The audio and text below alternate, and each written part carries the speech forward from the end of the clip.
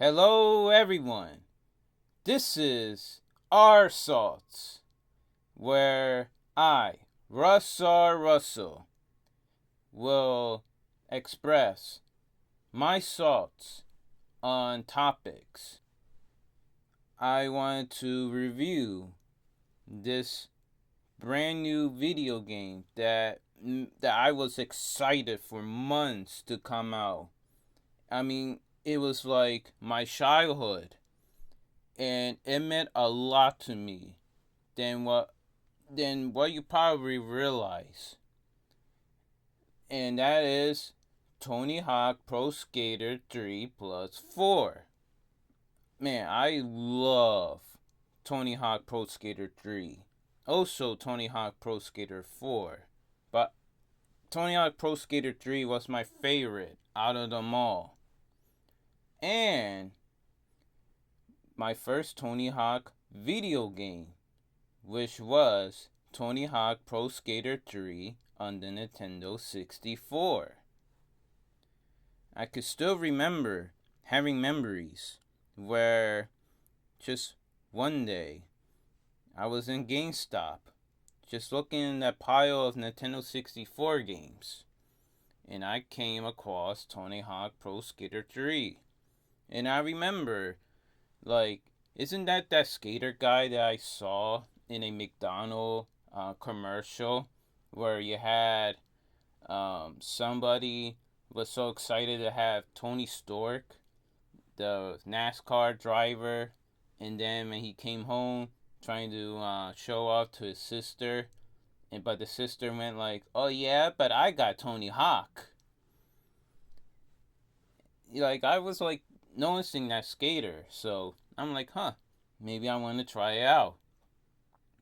And I fell in love with that game, despite that I was like not good at it at first. Like, there was no tutorial, so I didn't even knew doing a manual was a thing to link combos together, or revert, where you could even further the score.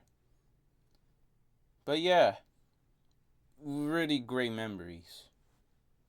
Like Tony Hawk Pro Skater 3, it was initially released in 2001 in the PlayStation 2, Game Boy Color, and GameCube.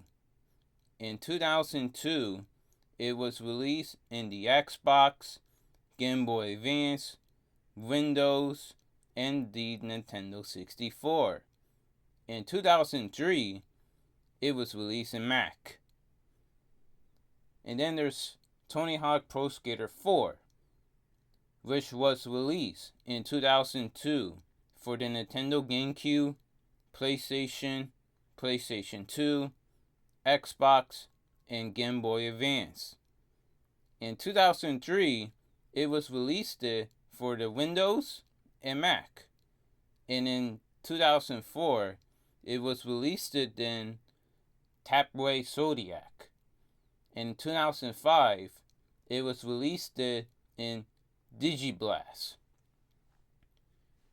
Kind of feel a little disappointed that it shouldn't have been released on the Endgate, but it instead was Tony Hawk Pro Skater 1, to be more specific. But it have the title style of Tony Hawk Pro Skater 4. Why not just release Tony Hawk Pro Skater 4? But whatever. One thing that I just love with the Tony Hawk Pro Skater games is that it is released on multiple platforms, not just one, like you mostly see in Super Mario games. It is released on multiple platforms, and you got these different versions of it, like the last gen versions, the next gen versions, the consoles, the handheld. Yeah. And I was addicted to know what each system would have looked like. Like, I have literally brought the PlayStation Portal, PSP, just so I could play Tony Hawk Underground 2 Remix. Like, I wanted to know what it looks like. And that's how I felt with Tony Hawk Pro Skater 3 and Tony Hawk Pro Skater 4. Like, I could still remember that I just brought for the Nintendo 64, and that they only had what it had on the Nintendo 64. Like, this is the game. But then I remember reading in the magazine of Nintendo Power. The Nintendo Power magazine was specifically volume 145. I just remember that there was a page that talks about Tony Hawk Pro Skater 2 on the Nintendo 64. And then they have a whole page talking about the amazement install game of Tony Hawk Pro Skater 2 on the Game Boy Advance. And I was like, release it on the Game Boy Advance. I would love to see it. And then one day, I was in a flea market. My mind was on trying to see if I could find Tony Hawk Pro Skater 2 on the Game Boy Advance and Nintendo 64. And I first found it on the Game Boy Advance, so I had to get it. But I was looking in as a package deal, so I need to find the Nintendo 64. And handsome below, what I found was the Nintendo 64 version. So I was so happy. Like, I wanted to try out the two games and to see how it looks like. And I remember like playing first the Game Boy Advance, and I was enjoying it. But then I got to play the Nintendo 64, and I was even more amazed about it. Really was more amazed. Like how faithful the level layout was. But then I remember specifically looking at both the Game Boy Advance and the Nintendo 64. And I was confused why wasn't the level the same, like the list of levels. Like the Game Boy Advance was missing levels. It didn't have Philadelphia. I'm like, huh? And realizing that these two was like its own game. It wasn't like a port. Like the Game Boy Advance wasn't a port of the Nintendo 64. Kind of weird at the time when I was thinking about it. But yeah, I instantly fell in love with Tony Hawk Pro Skater 3 and Tony Hawk Pro Skater 4. And like Tony Hawk Pro Skater 3 on the Game Boy Color. It is my fourth favorite video game. I'm going to repeat that again. Tony Hawk Pro Skater 3 Game Boy Color is my fourth favorite video game ever. It's also my favorite Game Boy Color game. I loved playing it. Like at first, it was extremely difficult. Really difficult. Like, you have to link combos with small numbers. Unlike the other versions, where scores were in thousands. This was only on 2 digits. That was insane. Like, they asked you to score 1,000,000.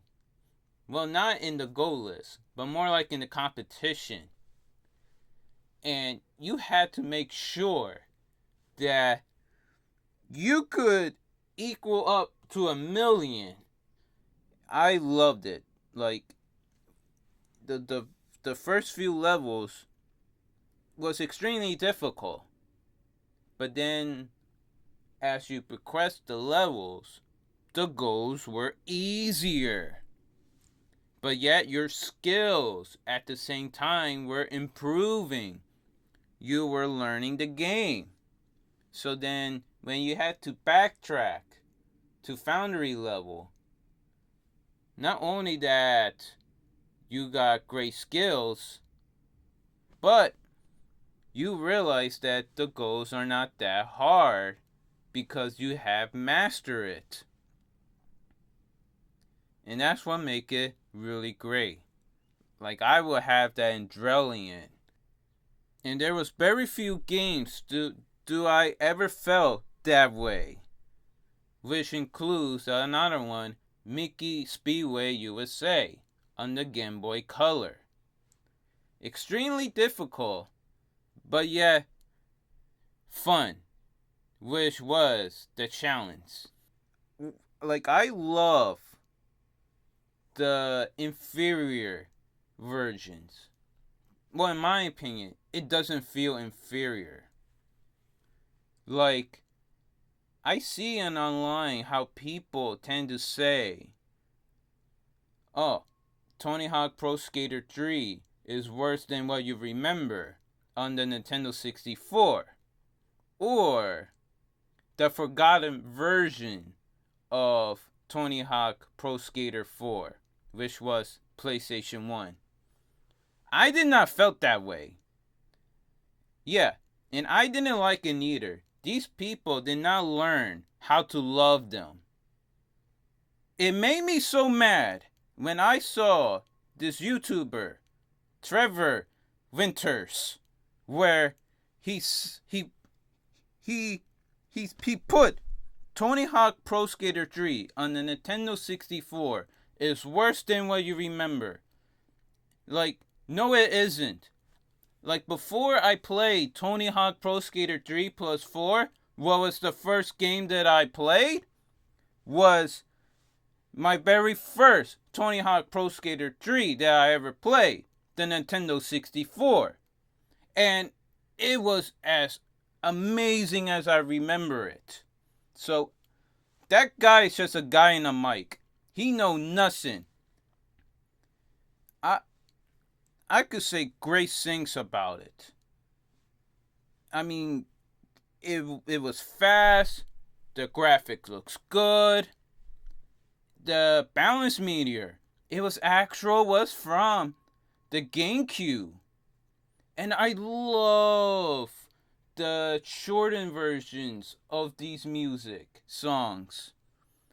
I prefer those over the lengthy ones. It just doesn't feel right. Well, I mean, I always was that guy who always liked to listen to little samples. Yeah, I can still remember those stuff. Just don't listen to these people. They don't know what they're talking about. And that seems to be popular opinions about it. What, just because they don't have video is like viewed as inferior? Not true. And plus, even the inferior ones, like the Game Boy Color and the Game Boy Advance, they were fantastic more than the actual next-gen versions. And then Tony Hawk Pro Skater 4, where they said it was the forgotten version, the most unique. But in my opinion, I think about that game more than anything else. And Tony Hawk Pro Skater 4 on the PlayStation 1, it was at my mind. And it's funny too. How did I even, I can still remember specifically. And it's funny too, because in the beginning of the year, I was just thinking about it. I really was just thinking about it. I just went on to the search bar and just wanted to research and study the PlayStation 1 version of Tony Hawk Pro Skater 4, like the skybox. They were greatly unique. Like, in the next gen version, it was just, with the exception of the carnival level, there were mostly morning levels. Like, it, it was boring. I, I mean, it was so weird. I don't know how to say it that way. But I can still remember, specifically, when I was in EB Games, I saw both, side by side, Tony Hawk Pro Skater 4 on the GameCube and PlayStation. And I had to get both. And I can still remember the cashier was like, "You're getting both?" I had to get both. But I was even more surprised. Like, I thought, okay, the handheld. Sure, I could see it being different. But what's going to be the difference between PlayStation 1 and Nintendo GameCube? And boy, oh boy, was I surprised how greatly different. Making me realize that, wait a minute, is the Nintendo 64,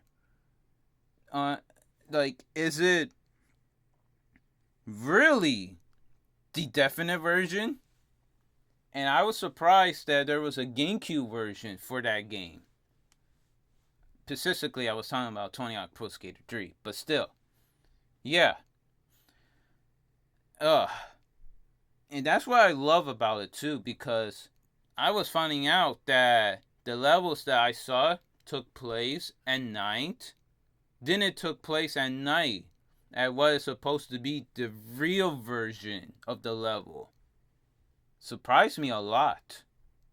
But that's what I love about the Nintendo 64, the PlayStation versions of these levels. Were that they have a different sky. And it just makes it look different. Probably the reason why they did this, because it was like that on Tony Hawk Pro Skater and Tony Hawk Pro Skater 2. There were levels that had different skies. And so they probably wanted to do the same on those. Like, they could control making these levels. So yeah, they didn't want the boring, dull morning levels, which, yeah, I didn't like that neither. Like, have some different skies. And I was like thinking about it, the sky. And then when I looked on the internet and hands below, but I saw Tony Hawk Pro Skater 3 plus 4 confirmed. And I was hype, because what I saw in that image when I read it was the airport level being at night. That was only on the Nintendo 64 and PlayStation 1. And that's when I realized that these levels were getting their inspiration from these versions. And I was geeking out, because I love the last gen versions. I play them more than the vanilla next gen versions. Like, I had to get it. And for months I was so hyped when I hear what was coming up. Like, all the features and the levels, like what was going to be in it. But the one thing that I noticed that wasn't included at first was who I personally think is the overall antagonist of the Tony Hawk games, and that is Bam Margera, who initially first appeared in Tony Hawk Pro Skater 3 to replace Bob Burnquist, who was not going to return for this game. And yeah, Bam Margera also was not going to return to Tony Hawk Pro Skater 3 plus 4 due to his locale status. And Bam confirmed this in a live stream on his Instagram account on March 7, 2025, saying that he may not appear because he was not approached by Activision for the game, and they didn't do any work related to it. However, During the live club skating broadcast on March 25, 2025, co-host Roger Bagley claimed that Tony Hawk contacted Activision, and he really did demand it, to them to include BAM in the game. According to an interview in TMC on April 18, 2025, BAM said that Activision had not contacted him about appearing in the remake, and he kind of claimed that the deadline to add more Pro Skater had passed, indicating that he probably wouldn't appear in the game. So that kind of put my hopes down at that time. But despite this, on May 9th, 2025, BAM was officially confirmed to be included in the game as a secret skater.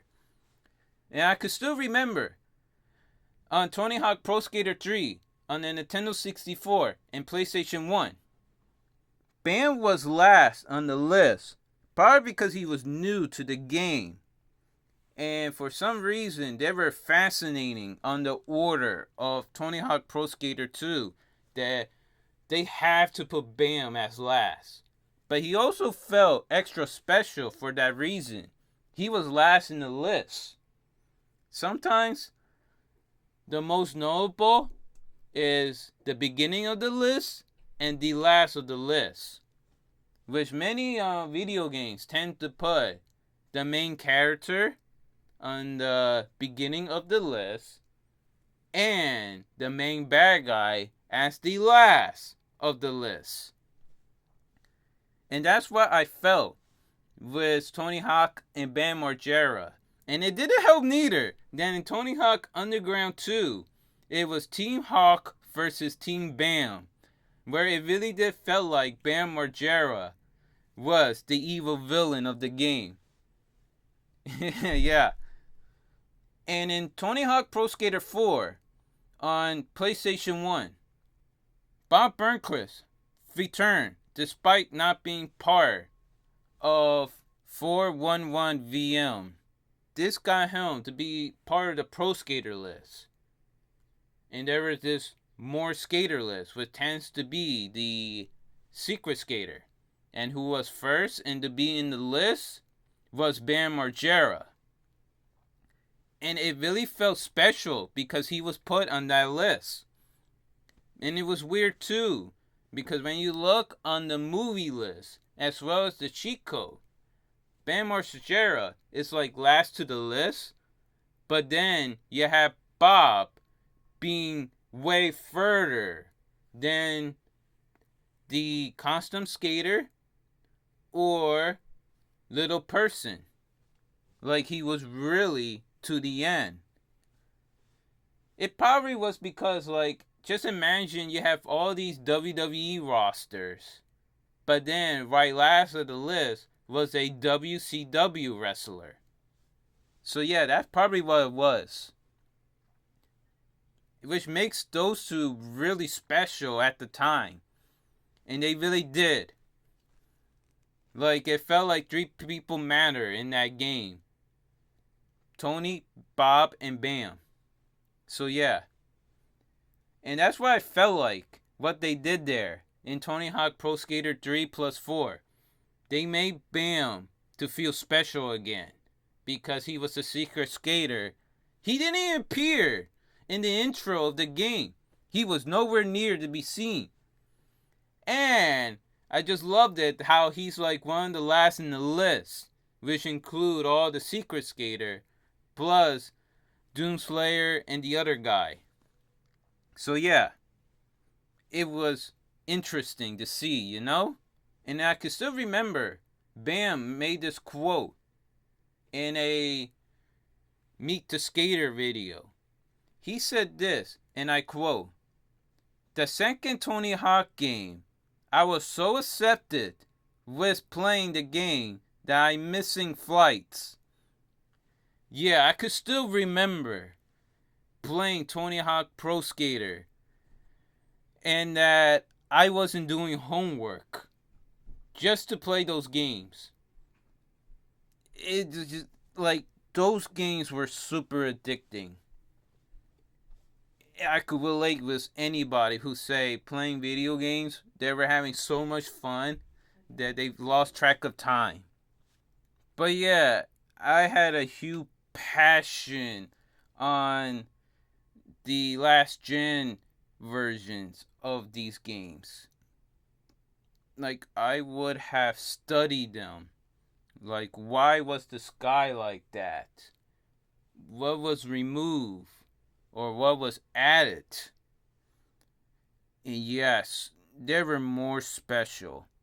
So then when I saw that Tony Hawk Pro Skater 3 plus 4 levels have a lot of inspiration from them, I was so happy on it.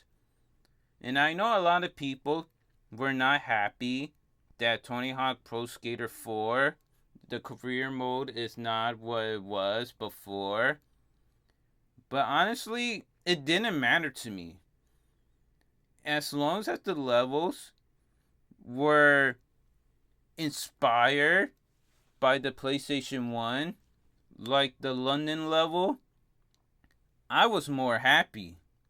But what was more surprising more than anything was seeing the zoo level taking place at night, because it wasn't there on PlayStation 1. For some reason, they didn't add that level, probably because they didn't want to do processions. I mean, I always like processions. It makes the level feel more lively. So, yeah, and I could see it being that way because there were barely any procession on the zoo level on 3 plus 4. And it became a competition level. But I was like, okay, so if it were to appear in PlayStation 1, because it was in my mind, what if it did appear? I remember thinking I would love it to see it in the morning, though. But I think it make more sense at night, especially when the London level and the Zoo level are like connected. So I could see that. But I should talk about now the game. Tony Hawk Pro Skater 3 plus 4. I loved it. It was great. I had tons of fun. The feeling of the games, it felt fluent. And I was specifically playing as Tony Hawk for Pro Skater 3 and Pro Skater 4 tours. Pro Skater 3, the tour, it was quite similar to the next gen versions, like the way it is listed. Like, you first have the Foundry level, which I did play it on the demo. I had the demo early, and I remember enjoying it. So it was time to play the career mode of it. And it felt pretty much the same. Like, I think it is the same, but except with the collectibles, like, there were only a few stats, which were the title look of Tony Hawk Pro Skater 3. And you had to collect cash, but also you had to collect Iron Galaxy logo. So yeah. But it felt pretty much the same. And then you got Canada. Wow, like, they did a lot of rework on the texture. Especially that big sign that say Red Bull. Now, of course it wasn't there before. But whoa, they did a lot of work on it. And I was enjoying it too. Oh man, the golds. It brings me back good old times. But I could still remember the placement of Canada on the Nintendo 64 and PlayStation 1 being second last, or should I also say like third last, since you had the downhill level to unlock, but it wasn't having goals. So, but yeah, it was like last in the list. rather than the second level. Like, I would prefer to see Canada in the last list, but it is what it is. And it was fine for what it was, being the second level. Then you got Rio. I was wow on the sky because it is like the last gen versions, where the Nintendo 64 and PlayStation 1, they made the level sunset or sunrise. And it makes the level feel something. And that's what they did in this game. They made it that way. I like it so much. It felt like it's getting ready to go when you see it like that. And I couldn't stop staring at it. I stopped skating, trying to look at the sky, and it just amazed me. They know that game existed. Wow. So it made me happy, and I enjoyed it. The competition wasn't even that hard either.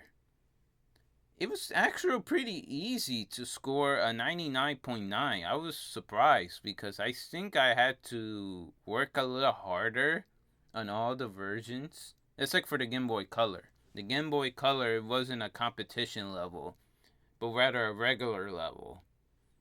But still, just remember that I had to know what to link.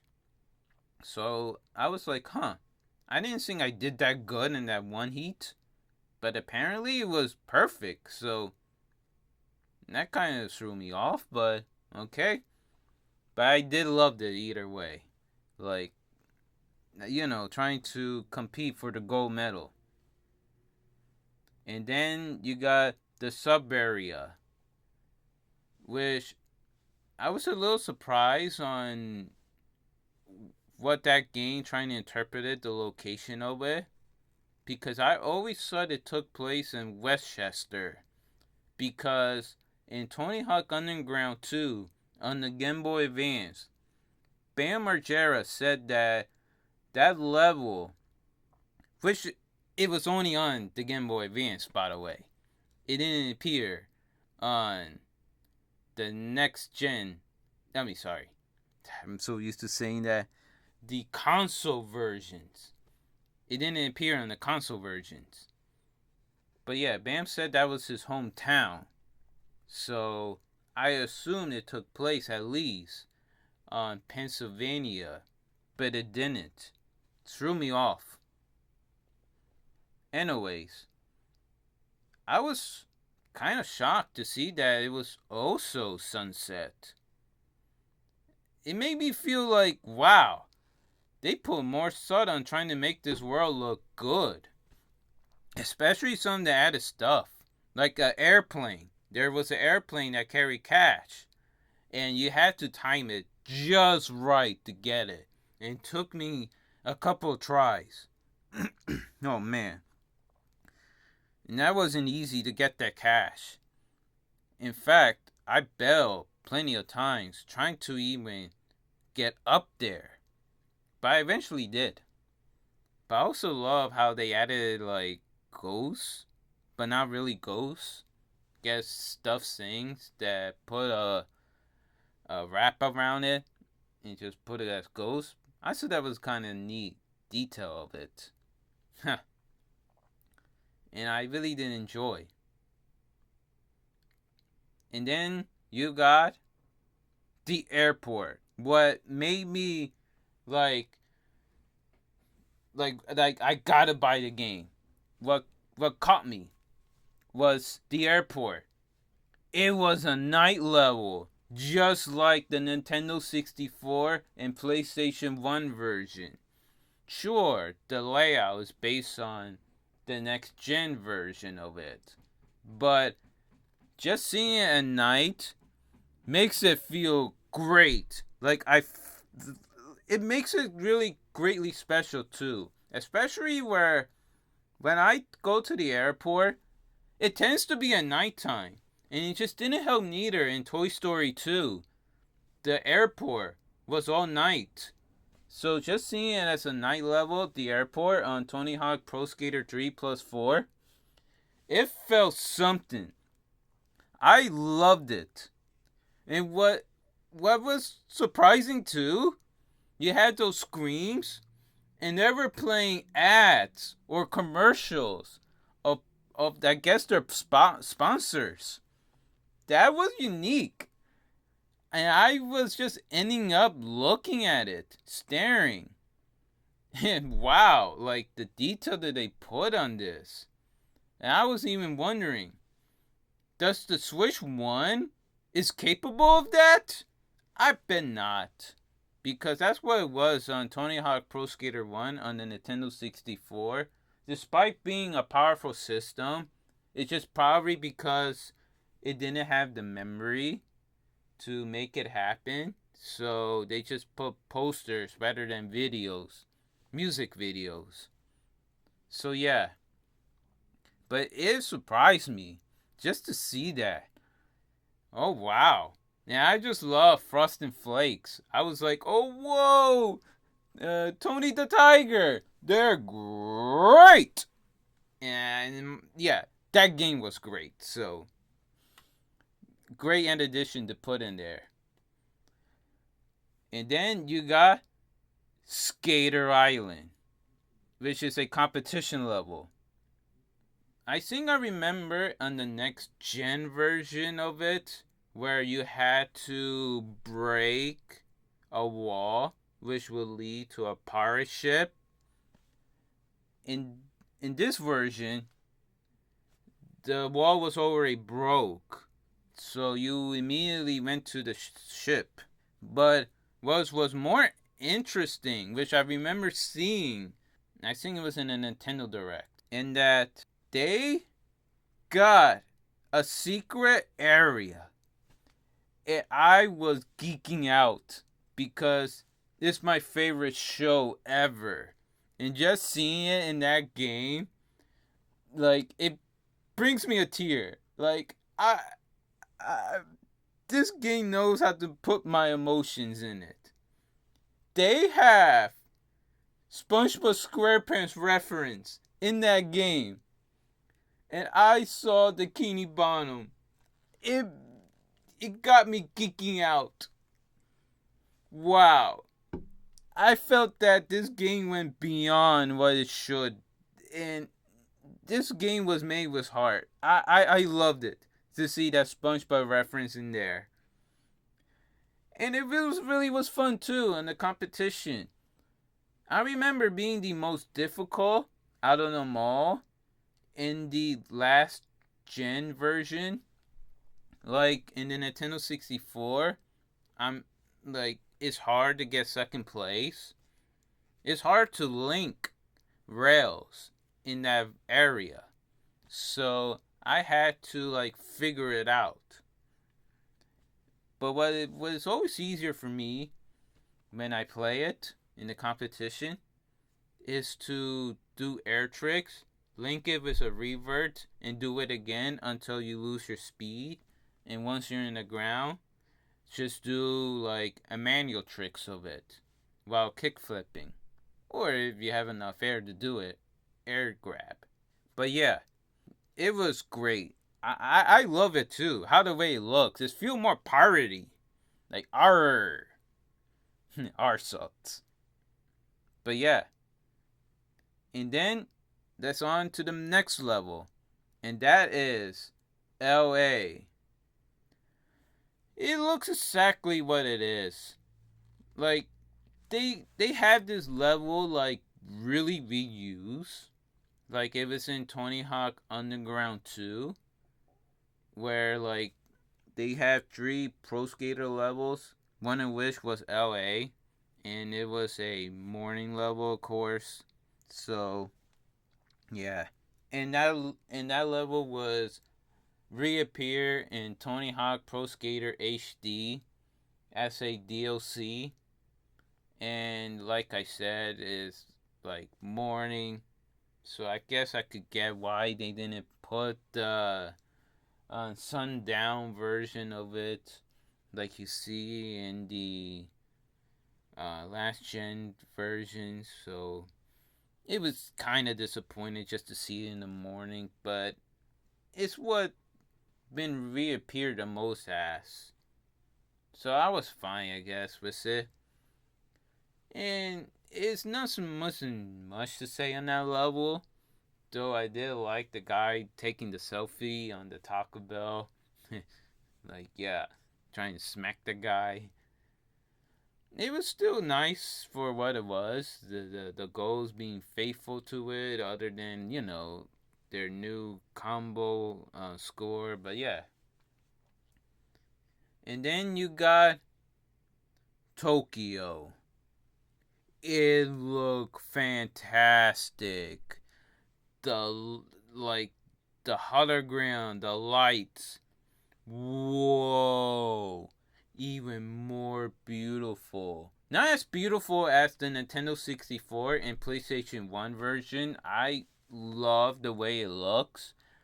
But it definitely beat the next gen version of it. Definitely beat PlayStation 2, GameCube, Xbox, Windows, and Mac. Like, yeah. It definitely looks beautiful. And whoa, like, just seeing like that. And it probably look even more beautiful, like having Tony on that Prim's look of this. If you pre-order the game, you get that look. Like, wow. A pretty colorful level. And I love it too, where if you're standing on a light, it grows on you. So, whoa. It was a light show in that level. It was pretty easy too.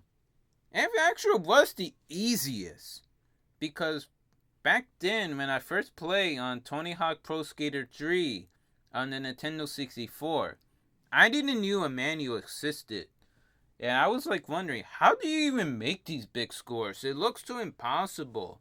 But knowing at the same time that I wasn't good at the game, so I thought that maybe I need to practice more to learn how to master the game. But the one area that I know I could easily get a 99, and it gave me big scores at the time. I'm like, whoa, I do not see these kind of big scores. Was the Tokyo level. It was always the easiest to get a gold medal. Like, you just had to link the beginning of the level with those gaps, and yeah, it was like one big freebie. As long as you don't bail, you could score big easily. So it wasn't like a sweat. But in the Game Boy Color, it definitely was a sweat, but you had to find it, the perfect area to connect your score. And since the level was kind of dark, it was hard to see. But I always figure out a way, And it was tons of fun on the Game Boy Color version of Tokyo. So yeah, just seeing Tokyo and this game, it was fantastic. I love it. But yeah, once you beat all the competition, you unlock the secret level, and that is the cruise ships. As I saw the level location, speculation have it that it took place in the Caribbean Sea. So I guess they ran with that, like with that series. So I guess it was alright. But I always thought it shouldn't have taken place on the Pacific Ocean because it's a large ocean and it feel infinite, Could feel like infinite. But it is what it is. But yeah, that level looked kind of editing because it had all those Neversoft stuff. And I guess they edited it out to make it more like in general kind of style. Especially that one goal where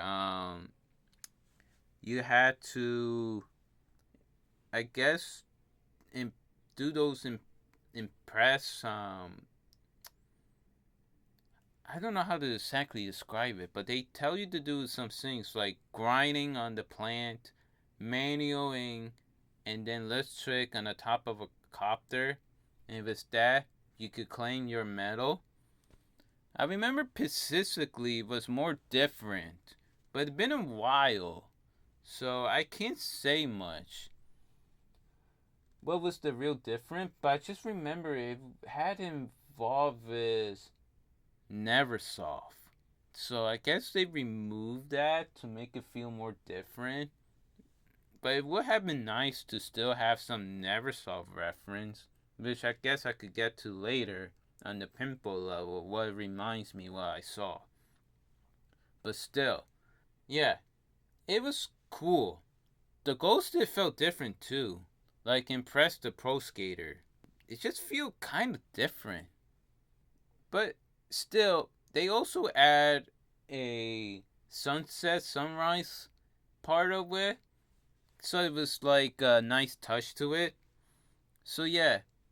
And oh yeah, the ocean looked nice when you look at it. Oh yeah, I still remember like doing the photo mode and just have Tony trying to skate in the middle of the sky. And it just makes a good picture where you have him like he's out like in the middle of the ocean. Like where is he landing, you know? I thought that was funny to do. But yeah, that was all on Tony Hawk Pro Skater 3 tour. And overall, I had tons of fun. It just reminds me of the Nintendo 64, also PlayStation 1, and it felt fantastic. It like nostalgia is a powerful feeling, and that feeling got me emotional. But yeah, let's on to Tony Hawk Pro Skater 4 tour.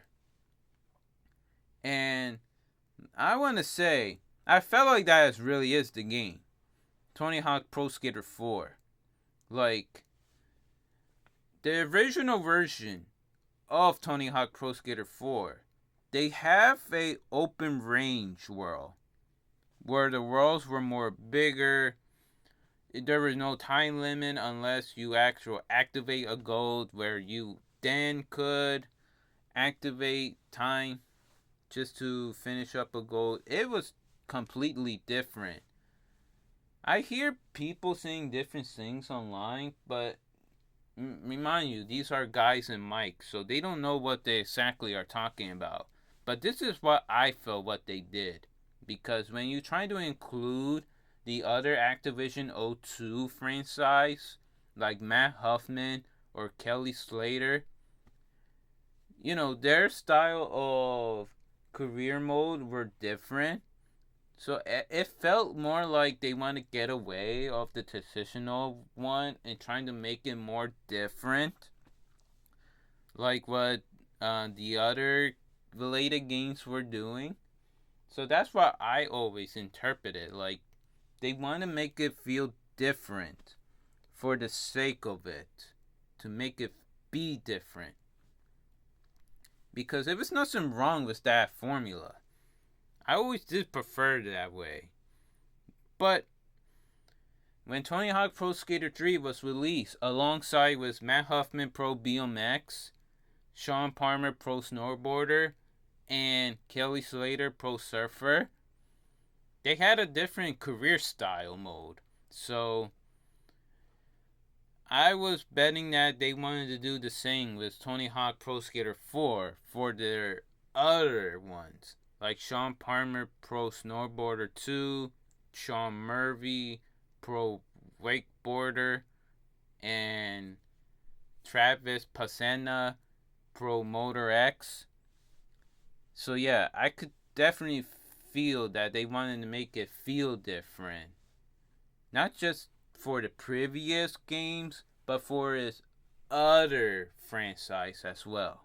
So that's what I felt. And there were a lot of complaints about it. Like, oh, no career mode. What are you talking about? There is a career mode. It's just they're doing it the main classic style of it. Not the true classic style of Tony Hawk Pro Skater 1. Just more like Pro Skater 2 career mode. But yeah.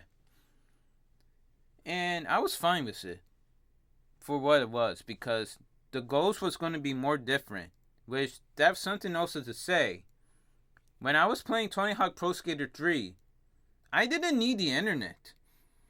I knew exactly, don't know if it was muscle memory or what, but I knew exactly what to do.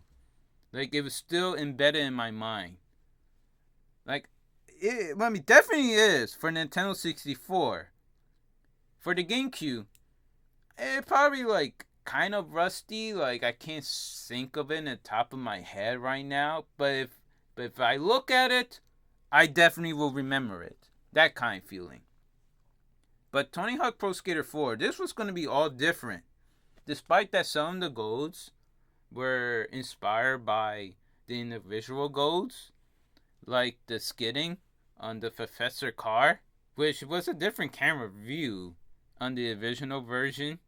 But in this one, they didn't have the top view camera, so you just had to, like, look at the balance meter while it was all that. But still. And no mini games too, which would have been interesting if they actually included that. Like goals being mini games. But it wasn't like that. But it was like, I was not too familiar in doing these goals. But it was also interesting. Like some of the goals were not like throughout scatter. Some goals take place in one area, other in a different area.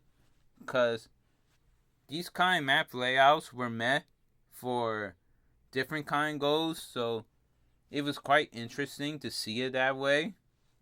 But it was true still. I kind of like it. It just makes it feel more different than what it is. But yeah, and up next is the San Francisco level, which I actually played it. Like since I brought the deluxe pack of it, I played it early and got to play the tutorial, and it all took place in San Francisco. But what I love about it when I see it was it definitely feels like PlayStation.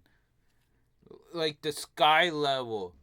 It felt like sunset. I just love how dark it looked in Tony Hawk Pro Skater 4 PlayStation 1. Which I should remind you, is my fourth favorite PlayStation 1 game.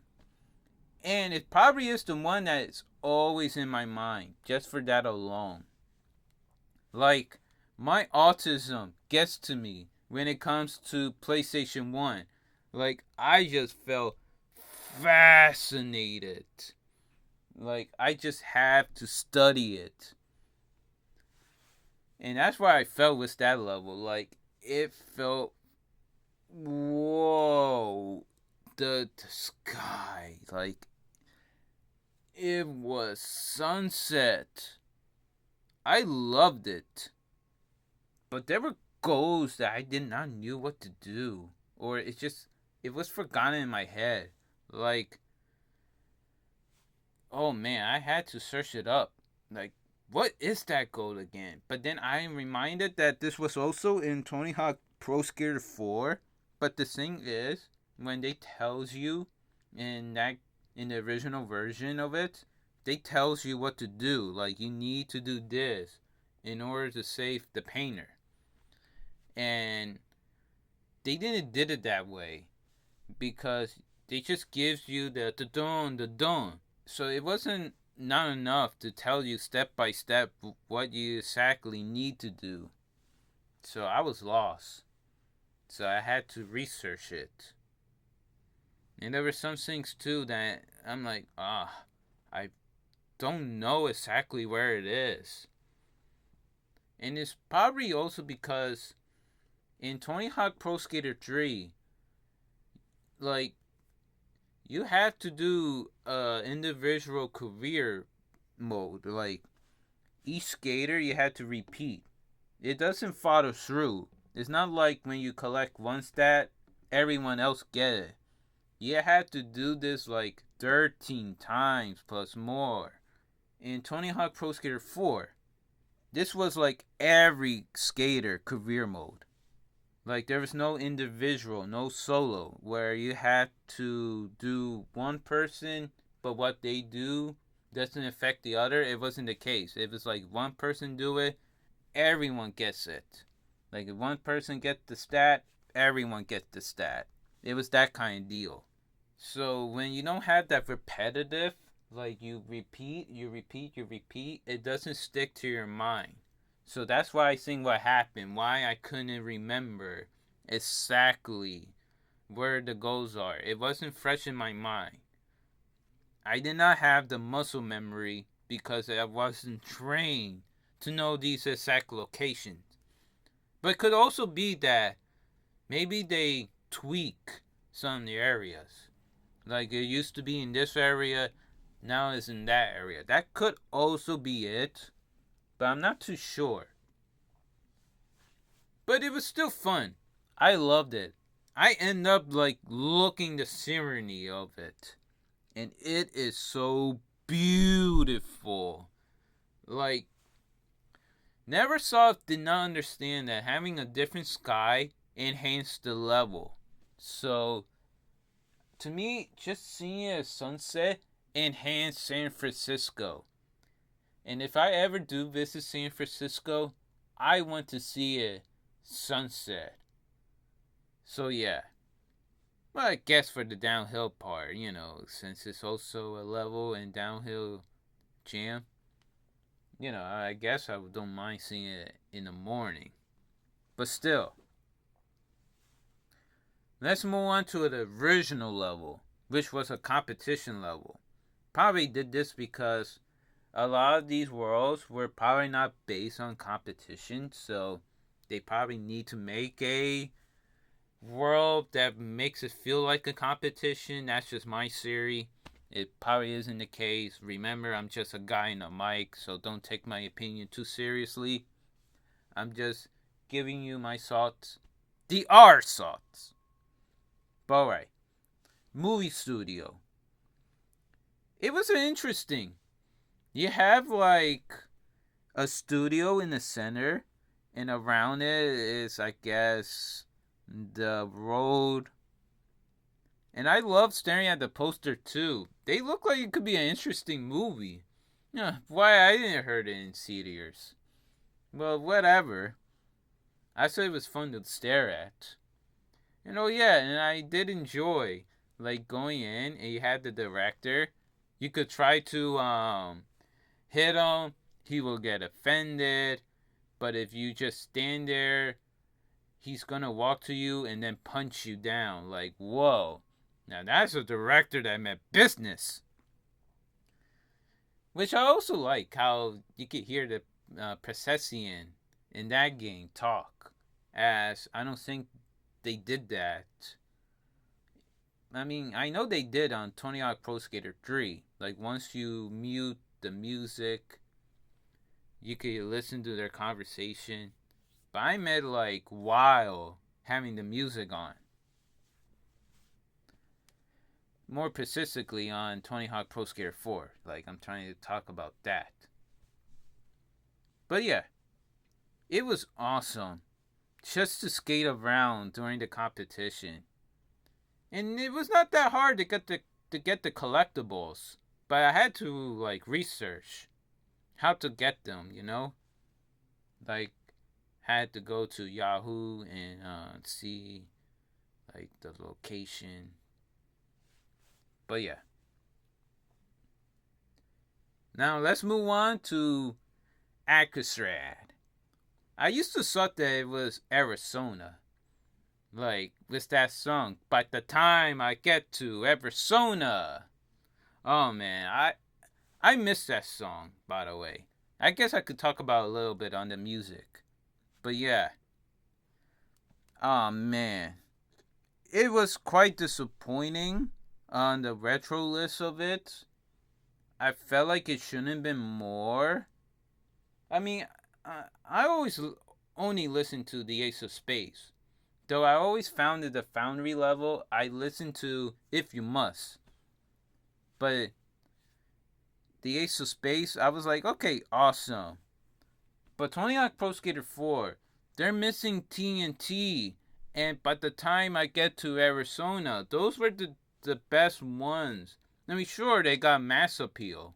But I wanted to listen to by the time I get to Arizona and Akistran. Because that's why I thought that what it was, Arizona. And I will always listen to that music on that level. But no, that wasn't the case. Just makes me want to sing that song. I am on a war mission to get a politician to honor, or he's a gunner by the time I get to Arizona. Ding, ding, ding, ding, ding, ding, ding. Oh, ding, oh. But the time I get to Arizona,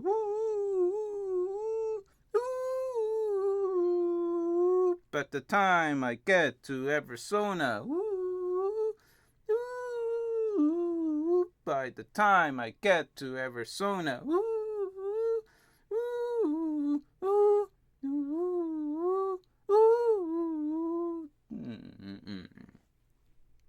oh man, I love that song.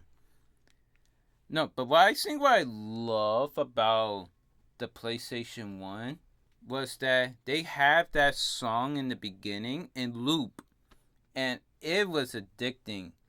I think personally is my favorite Tony Hawk main menu music was Tony Hawk Pro Skater 4 on the PlayStation 1. Just hearing by the time I get to Arizona. And Bob Burnquist video. What I love about it is that by the time I get to Arizona, but it loops a little bit further, having the woo woo woo woo woo woo. I loved it. That really is a great song, despite the fact that the real version of the song it got like bad words that I wouldn't say. Whatever. Yeah, the soundtrack was kind of is a little let down in that department, but yeah, it was just nice and to listen to. I guess the song that I still have in that game. But yeah, I guess back to it. Ackerstrand kind of feel different. I don't know why, but it felt like the world layout feels different. I mean, it also probably because the golds, but it is what it is too. I found it a lot harder trying to get some of the collectibles. Like there were the skateboard and the house. I felt like in that version it was a lot more difficult, but it still was quite like challenging to get it, which I eventually did. Really did have fun, but felt different at the same time. Interesting. But I guess let's now move to another brand new level. The one that I felt like is the game because it's in the cover. And that is Water Park. Really interesting because it looks like an abandoned water park, but that is like a skate park in the same time. I guess that's what makes it unique. More like America Wasteland.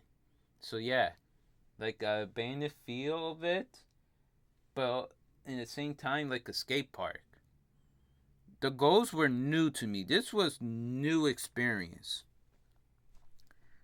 And I found it like interesting as I was trying to figure out some of these goals that there's like really good sight to ride on. Like you don't really see people skating down on those slides. So it makes it fun to do.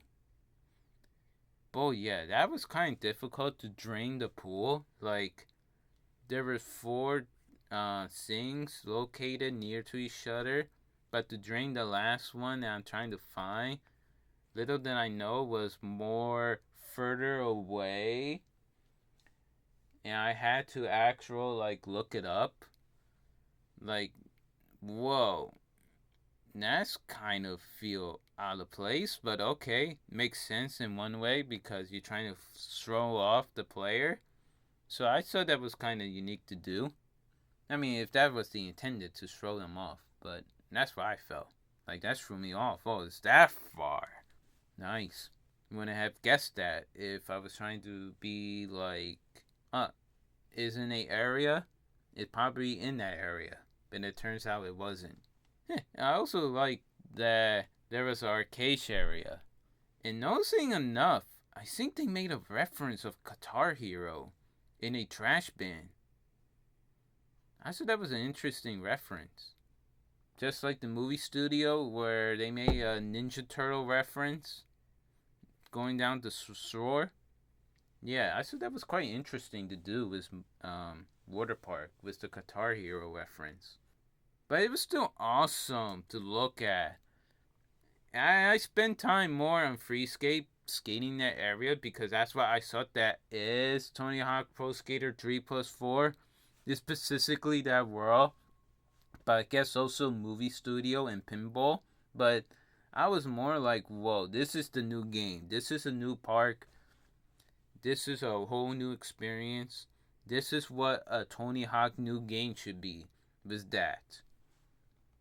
But really disappointed at the same time that they didn't brought back any of the secret worlds. But I guess it is what it is. And then we move on to Konga, USA, which is a competition level. And it makes sense because the goals on the next gen version, they had a lot of competition goals. One for street, one for word. It really did feel like a competition level. And probably what was the intended was. And they probably used that intention to make it as the level. A competition level. And what makes it interesting is that usually when you start the level, you have your starting point. Like, you will always start at there.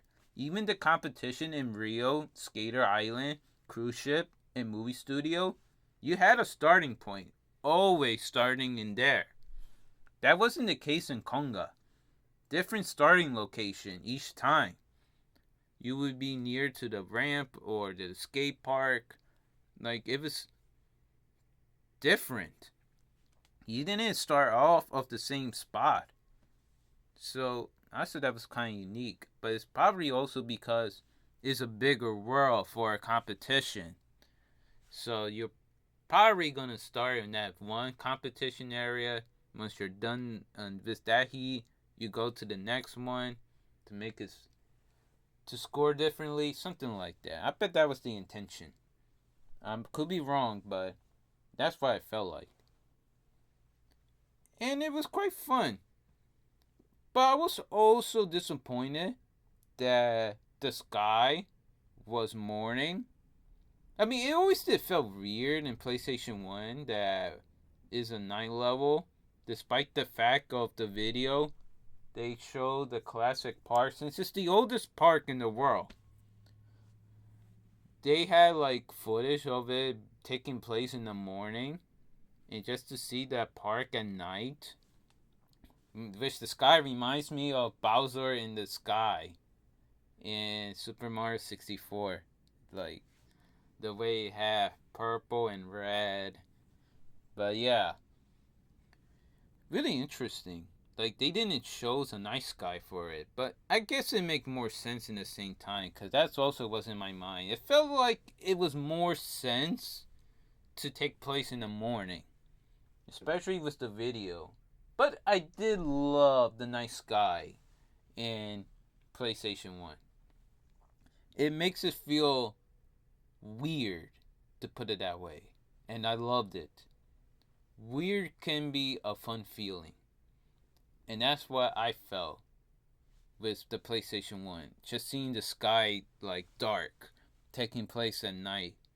But I guess they also wanted to do it that way in one realistic way. If the park is closed, there'd be no processions. So I guess maybe that's what the thought process was in there. I don't know. Maybe if I could get hands on a developer crew, maybe they could tell me something about why was the sky night on Konga. But in this case, the sky was morning. And like I just wanted to feel more faithful to the PlayStation 1 version, but it is what it is. Like, it's their game, they wanted to make it that way, and I was fine with it. But alright, let's move on to the next level, the shipyard. Now, the location of that one, it claims to be in California, which California is near the Pacific Ocean. What I remember reading on the wiki was that it took place on the Atlantic Ocean, near the Atlantic Ocean. And it kind of makes sense to put it this way because you start off on College, San Francisco, Activision, which all take place in California. You move all the way to Florida, which is where Konga is located. And then you head to the shipyard in the Atlantic Ocean. That's what it always was. And then you travel from the Pacific Ocean to London. And then heading to the London Zoo. Like, it felt like there was a story to tell. Like, there was a secret plot. But we had to figure out what it is if you look at it in the overall story of it. Like, it wasn't just a career mode, it was story mode. And it makes sense too because the Possession does tell you a story of what to do with the golds. But yeah, it was kind of disappointed to see that the shipyard took place in California. Hence, there go that series. But still, the shipyard was kind of nice. I mean, I always preferred the shipyard on the PlayStation 1 because it felt less. And less is more. But it didn't, like, how did I say it? I didn't want to, feel like a letdown that they didn't put less on 3+4. It was, I guess, did what it did. But it was actually different, too, because since it was career mode, there were no, gimmicks of it being based on open world. So, it was, the gimmicks was, quite different. Like, moving objects, moving platform. Probably for that reason. Like, you didn't have to do a goal to make it happen. But rather, these goals were based on what is happening. So it was quite interesting. But what I would love to see was that building right there open. Because in the PlayStation 1, that building was open. And you could skate in that building. I didn't see anything that makes it feel like I could go there. And I was trying my best to see if there was. Maybe a secret door that I could head to make it open. And I tried my best trying to figure out how do I get to that building. But I guess that's not the case. Whatever. But I still love it. Definitely felt different from the original shipyard on the next gen version. But now we head on to, and it made me geek out when I saw the sky and weather. London. They really took PlayStation 1 sky. In PlayStation 1, London, it had a nice sky. It was raining, thunderstorm. And I remember, like, wow, this looked fantastic. The London level in PlayStation 1 looked beautiful. I thought it looked awesome. And while, like, looking on it on PlayStation 2, GameCube, Windows, like, it looked, boring. Like, I'm telling you, the morning sky ruins a lot of these levels. So just seeing it in Tony Hawk Pro Skater 3 plus 4 taking place at night and it was raining, I felt like, wow, this is like a diverse level. I loved it. I seriously did love looking at it. Makes me so happy on it. Oh yeah, and there was this gold. Really was like, wow. You had to take off the hats of the officers, which I remember doing that in the original version. But they had a twist for the last guy. You had to find 3 of them, and then the last one will appear. And who is the last guy? But so happens to be Officer Dick. Or I should also say Jack Black. I was geeking out. Like, whoa. So I had to chase him. And yeah, trying to guess game of tag where he would appear on near the front building, then he would appear in the pillar and then to a top building. Yeah. So that was honestly a fun goal to do. Another fun one too was saving the elephant. Yeah, I thought that was quite fun to do. But yeah, the level looks so beautiful. I loved it. Just staring at the sky and just like noticing the rain. Wow. And I'm telling you, the PlayStation 1 is the best. The best version of them all. And just to see the inspiration of it makes me geek out. But alright, let's move on to the zoo. The zoo was completely absent on PlayStation 1. It did appear on the Game Boy Advance and Sap the Wave Zodiac and Digiblast.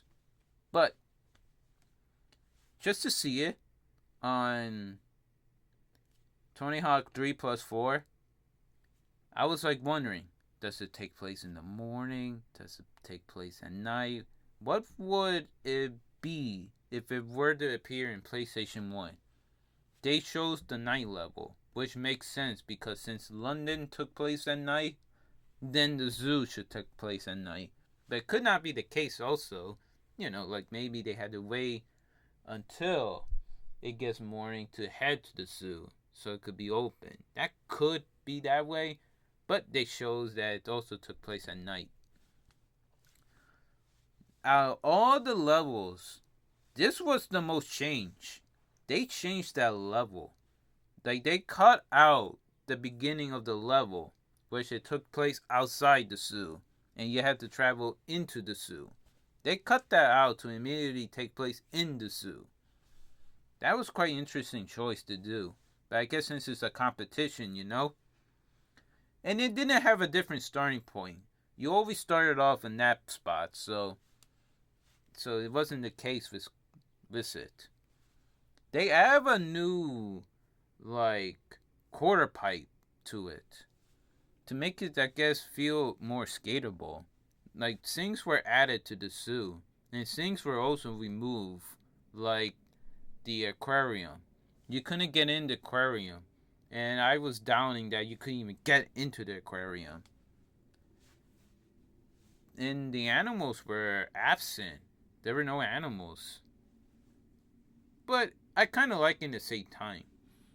I mean, like I said, I think adding Crescency enhanced the level, but they didn't did the case in Pro Skater 4, which was like my main rants of it. Like, why not add the Presencians? Like, what's going on? Like, I would love to know the reason. But it is what it is. I mean, Pro Skater 3, I'm fine without Presencians. Like, I didn't feel like it needed Presencians. Pro Skater 4, I felt like it needed Presencians. And not seeing the animals, I was kind of mixed. But yeah, the competition itself was, like, not that hard. And I guess it's because, like, they trying to make sure that you could score like if it's a competition. But could that also be unique? Like, what if they completely, how do I say, made the same? Like, how hard would that be? Would have been a unique challenge to do. But I'm kind of glad in the same time they trying to make the park skatable, so you don't have to struggle. But it would have been interesting. Like, I think I'd be fine either way. And yeah, I was kind of enjoying the zoo. It makes me smile that it took place at night at the same time.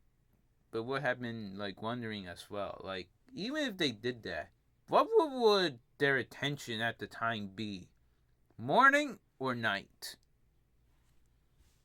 Though I prefer the night.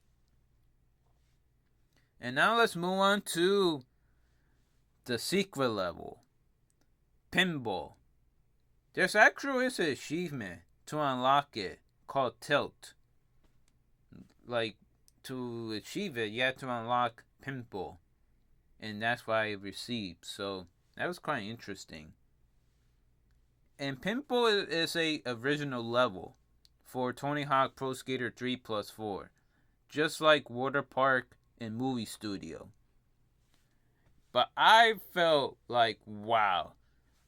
Because in Tony Hawk Pro Skater 1, you have, like, the secret level, Little Big World. I remember feeling disappointed that it was like a kitchen instead of a circus. I felt like it shouldn't have made more sense.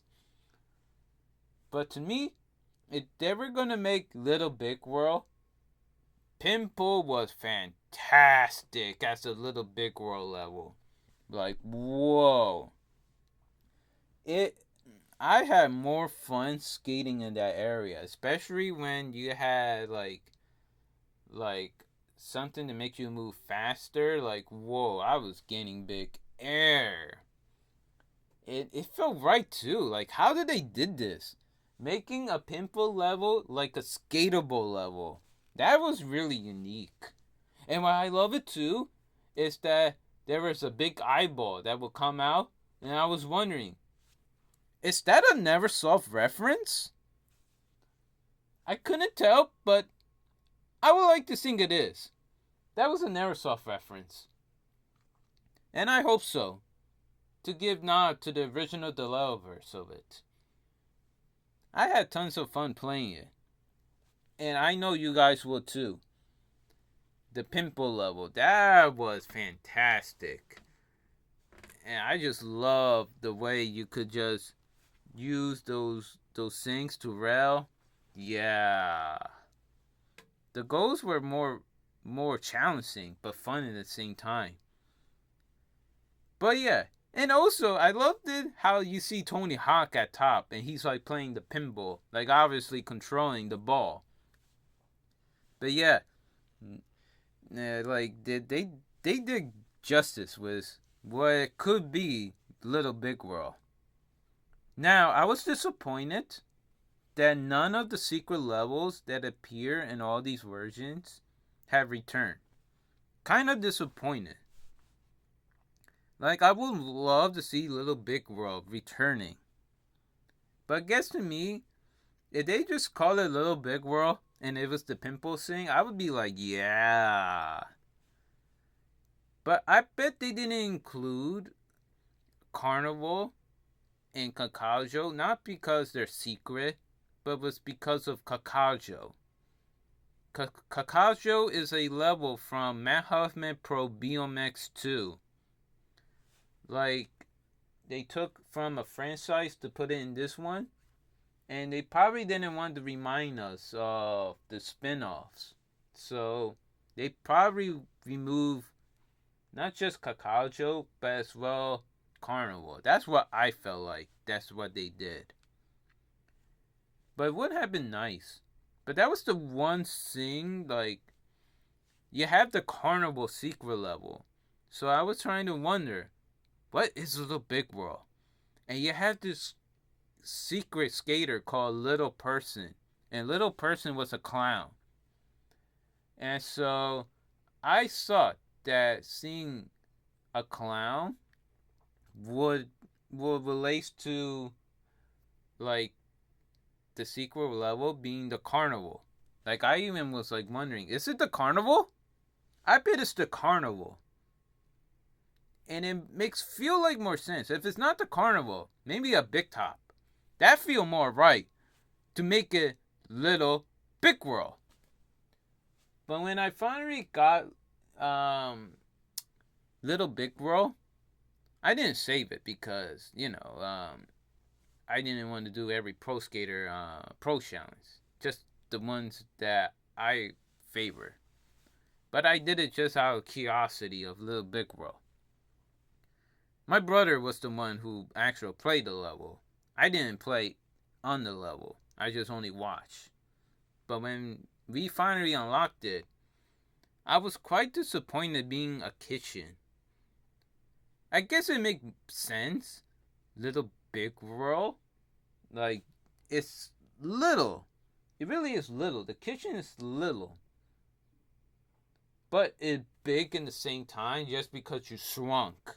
You shrunk. Hence, Little Big World. But I kind of wanted to be the big top. That's why I felt like should have been Little Big World. And it makes me wondering too, what if Kakajo and Carnival, even the Zone, would have appeared on PlayStation 1? What would it have looked like? Even the zoo, what would have looked like if it were to appear on that version? The last gen version. What it would have looked like? Though I'm just gonna think the zoo would be at night. But what about Kakajo? Would it mention Matt Huffman Pro BMX 2? Despite the fact that it never was released on PlayStation 1. And to me, would the carnival would have been Little Big World if they decided to include that? That makes me wonder. All of that. But I'm also assuming because they have another original level called the Swords. And like they did this because they just wanted a closed area. Because that's what it got me to think. Like the previous Tony Hawk levels, they at least have closed areas. Well, the Foundry, you could go outside. But it still felt like a closed area. So that's why I'm wondering, that was the intention of making the sword. Is so they could have one closed area. Oh yes. What did I think overall of the game? It was great. I loved it. It was in my mind throughout. And I know it was not going to disappoint me, even if it did. And it did not disappoint me. I mean, sure, in the minor details it did. But, the overall gameplay experience, it was fantastic. Especially the inclusion of pro golds. They did beyond what I thought it did. Fantastic. I mean, I love the Tony Hawk series and the Activision O2 series. Like, it was one of my favorite Activision O2 games. Especially the Game Boy Color. To me, it was a perfect game. Tony Hawk Pro Skater 3 on the Game Boy Color was perfect. A masterpiece. And just to see Tony Hawk Pro Skater 3 plus 4, like, is one of my favorite games. And it makes me happy. Very, very, very, very happy. And I will recommend people to play it, especially those who love Tony Hawk Pro Skater 3 and Tony Hawk Pro Skater 4. I was playing this specifically on the Steam Deck, so yeah. Now, and I just hope the other platforms was good too. If it wasn't for Nintendo, the Activision O2 games would have been my favorite ever. That's how much I love the Tony Hawk games and the other Activision O2 games. Oh man, I hope the one thing that they do is make Matt Huffman Pro BMX 1 plus 2. I will, like, my mind will explode. These are my thoughts on the game. Our thought.